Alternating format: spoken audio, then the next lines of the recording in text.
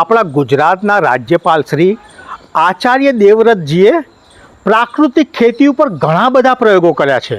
મોટા મોટા વૈજ્ઞાનિકો ખેતીના તજજ્ઞોને મળીને પ્રાકૃતિક ખેતી વિશે બહુ સમજાવ્યું છે.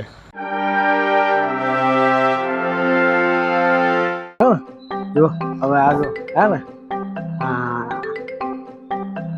જોરદાર. અરે રઘાભાઈ આ ઉતાવળે ક્યાં હેડ્યા? કઈ નહીં તો આમ જોઉં છું. આમ શું સીધા સીધા કોને ગાભાજી ની જોડે ભજીયા ખાવા જાવ છો? ત્યાં ભજીયા ખાવા નહીં જતો, પણ બજારમાં જાઉં છું ડ્રમ લેવા. રામ પણ ડ્રમ શું કામ લાવવાનું? જીવામૃત બનાવવા. જીવામૃત એ વળી શું નવું લાયા? આ અમૃત સાંભળ્યું તો, પણ આ જીવામૃત શું નવું લાયા?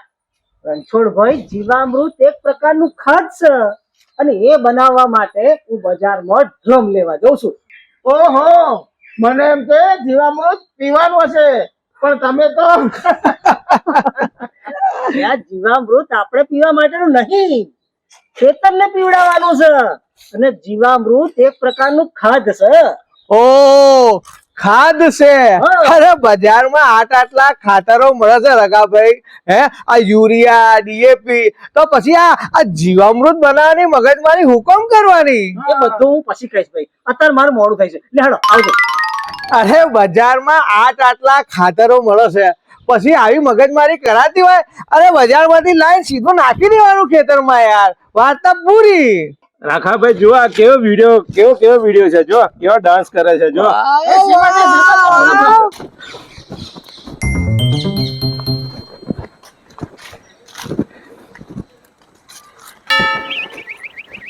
રગલાન જોયો? હમણાં જ જો ડ્રમ લેવા અમૃત પીવા. અમૃત પીવા?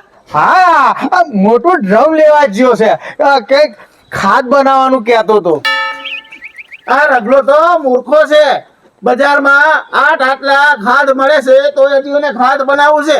હા, આ સુરભા, આ બજારમાં યુરિયા ડીએપી હે અને જંતુનાશક દવાઓ કેટલા ખાતરો મળે છે. તો તમે જે નામ દીધા ને એ રાસાયણિક ખાતરોના નામ દીધા, જે આપણે બધા વાપરીએ જ છીએ. પણ રોજ ખેતરમાં રાસાયણિક ખાતર વાપરવાથી લાંબા ગાળે જમીન બગડે. પણ સુરભા, ખેતીમાં તો આ બધું વાપરવું જ પડે, નહીં તો ખેતી કેવી રીતના કરવી? તો પ્રાકૃતિક ખેતી કરો. પ્રાકૃતિક ખેતી? પ્રાકૃતિક ખેતી એ વળી કેવી ખેતી? પ્રાકૃતિક ખેતીને અંગ્રેજીમાં નેચરલ ફાર્મિંગ કહેવાય, એટલી ખબર નહીં પડતી. હા, પણ આ પ્રાકૃતિક ખેતીમાં કરવાનું શું હોય? જુઓ, જંગલમાં જાત જાતના ઝાડ થાય છે, વનસ્પતિ થાય, વેલા થાય, એ બધાને ડીએપી નાખવા કોણ જાય છે? કોઈ નહીં. યુરિયા નાખવા કોણ જાય છે? કોઈ નહીં. આ જંતુનાશક દવા નાખવા માટે કોણ જાય છે? કોઈ નહીં. અરે જંગલમાં પાણી પીવડાવવા કોણ જાય છે? પણ સુરભા, જંગલમાં આ બધું નાખવા જાય કોણ? હા, ના કોઈ જંગલમાં ડીએપી નાખવા જાય, ના કોઈ જંગલમાં યુરિયા નાખવા જાય, ના કોઈ જંગલમાં જંતુનાશક દવા નાખવા જાય, ના કોઈ જંગલમાં પાણી પીવડાવવા જાય, છતાંય જંગલના ઝાડ ઉપર ફળ તો આવે જ છે ને. કેમ? એ તો કુદરતની કરામત છે ને. હા, જે કુદરતની કરામત જંગલમાં થાય એ જ કુદરતની કરામત આપણા ખેતરમાં થાય, એનું નામ પ્રાકૃતિક ખેતી. પણ હે સુરભા, આ ડ્રમમાં અમૃત કેવી રીતે બને? અરે અમૃત નહીં રણછોડભાઈ, જીવામૃત. હા, એ જે હોય, પણ બનાવવાનું કેવી રીતના? એ તો હવે રગલાને પૂછો. હા, એ વાત તો રઘલાભાઈને જ ખબર છે. હાલો આપણે રઘાભાઈને મળીએ અને જીવામૃત કઈ રીતે બનાવવાનું એની પદ્ધતિ જાણીએ. જો બોલા બા, આ મોબાઈલમાં રચા પ્રચાર રહેશે તો કશું નહીં આવડે. જાઓ હેડો અને બરાબર પૂછીને આવજો પાછા.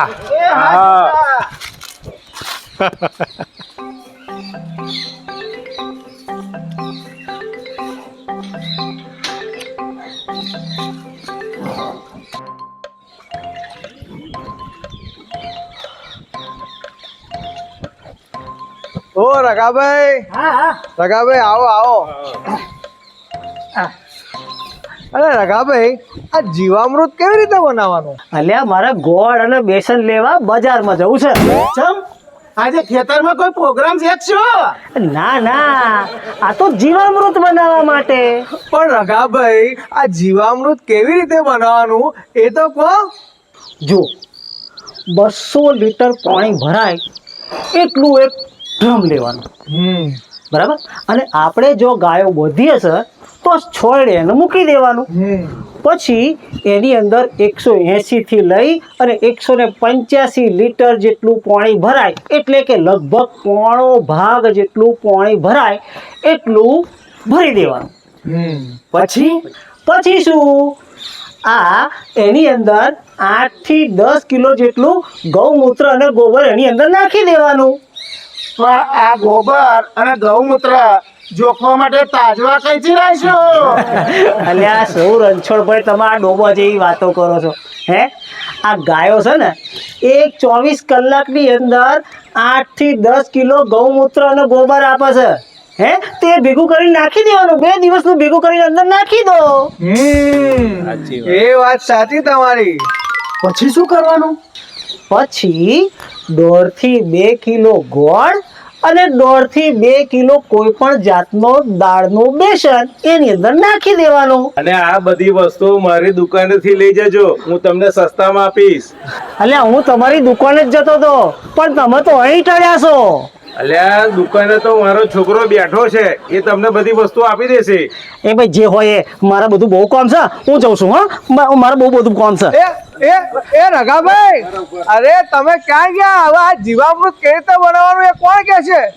અલ્યા ભાઈ, આ તો જતા રહ્યા. હવે આપણે આ જીવામૃત વિશે કોને પૂછીશું? એ તો આપણા પેલા સુરભા છે ને, એને ખબર હશે. હેડો સુરભાને પૂછીએ. હા, સાચી વાત.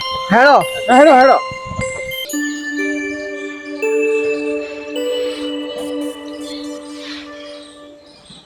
સુરભા, ઓ સુરભા, સુરભા. અરે સુરભા, આ રગલો તો જીવામૃત કેવી રીતે બનાવવાનું એની અધૂરી વાત મૂકીને જતો રહ્યો.